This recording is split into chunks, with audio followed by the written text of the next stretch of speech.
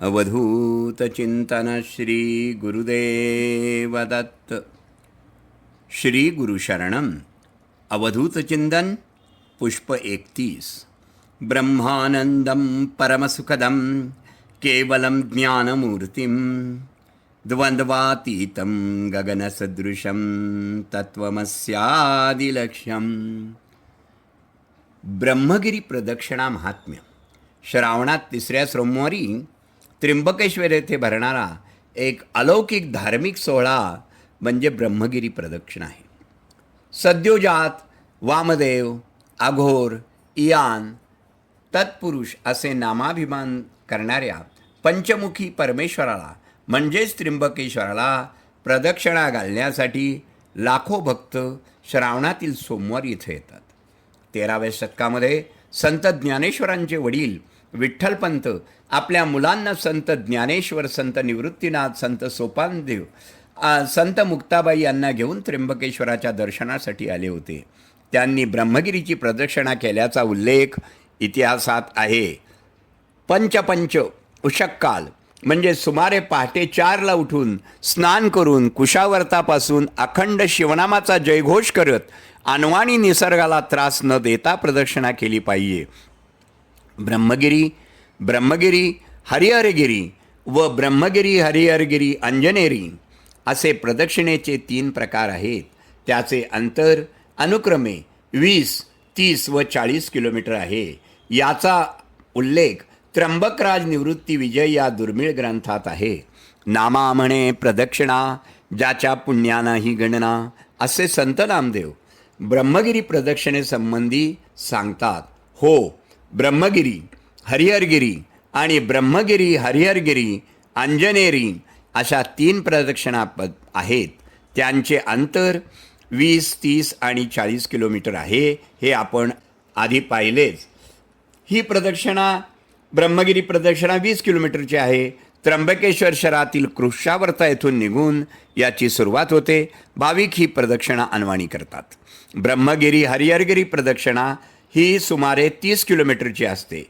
यामध्ये ब्रह्मगिरीसोबत हरिहरगिरी पर्वताला देखील प्रदक्षिणा केली जाते. ब्रह्मगिरी, हरिहरगिरी आणि अंजनेरी प्रदक्षिणा ही सुमारे 40 किलोमीटरची आहे.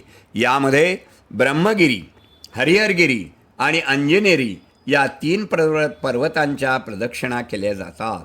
या प्रदक्षिणांना धार्मिक आणि सांस्कृतिक दृष्ट्या खूप महत्त्व आहे. ब्रह्मगिरी प्रदक्षिणा अंतर किती आहे हे मोठ्या आवाजात ऐका. ही प्रदक्षिणा 40 किलोमीटर अंतरावर असल्याचे भाविक सांगतात. सगळी प्रदक्षिणा अनवाणीच केली जाते. प्रदक्षिणा श्रावणी सोमवारी केली जाते. आदल्या रात्री रविवारी किंवा सोमवारी पहाटे सुरू होते. त्र्यंबकेश्वरातील प्रसिद्ध कुशावर्त तीर्थ येथून ब्रह्मगिरी फेरी सुरू करतात. श्रावण होताच सनातन धार्मिक पूजा आणि उत्सवांना सुरुवात होते. श्रावणात सर्वत्र एकच जप, ओम नमः शिवाय, ओम नमः शिवाय, ओम नमः शिवाय, हर हर महादेव. श्रावणात हिंदुस्थानातील ज्योतिर्लिंग धार्मिक स्थळी मोठ्या प्रमाणात भाविक दर्शन घेऊन उपासना आणि उत्सव साजरा करतात. हिंदुस्थानातील 12 ज्योतिर्लिंगामधील महाराष्ट्रातील हे त्र्यंबकेश्वर ज्योतिर्लिंगेश्वर मंदिर येथे श्रावणात मोठ्या संख्येने भाविक महादेवाचे दर्शन पूजा करून 3ऱ्या सोमवारी म्हणजे ब्रह्मगिरी पर्वताभोवती ही प्रदक्षिणा करून महादेवाचे दर्शन घेतात. पुराण काळापासून पुण्यप्राप्ती, पापक्षालन ही प्रदक्षिणा यासाठी सुरुवात केलेली आहे. बालक, युवक, प्रौढ आणि वयस्कर भाविक 3 प्रदक्षिणा प्रकारातील जवळची अशी 20 किलोमीटर अंतराची ब्रह्मगिरी प्रदक्षिणा श्री महादेवाचे नामस्मरण आणि जप करीत पूर्ण करतात. श्री त्र्यंबकेश्वर ज्योतिर्लिंग मंदिर एकेकाळी या पर्वतावर गौतम ऋषींचा आश्रम होता. गोहत्या पातकापासून मुक्तता मिळावी म्हणून त्यांनी येथे येऊन तपश्चर्या करून महादेवांना प्रसन्न केले. गौतम ऋषींच्या विनंतीवरून महादेव तेथे त्रिमूर्ती होऊन ज्योतिर्लिंगा स्वरूपात विराजमान झाले. तेव्हापासून या स्थानास त्र्यंबकेश्वर म्हणून ओळखलं जातं. त्र्यंबकेश्वर ज्योतिर्लिंग मंदिर हे हेमाडपंथी शैलीचे असून सुमारे 1755 ते 1785मध्ये नानासाहेब पेशव्यांनी या मंदिराचे जीर्णोद्धाराचे काम पूर्ण केले. नारायण नागबळी, कालसर्पयोग, शांतीपूजा, त्रिपिंडी श्राद्ध, कुंभविवाह, रुद्राभिषेक आणि महामृत्युंजय मंत्रजप येथे मोठ्या प्रमाणात केले जातो.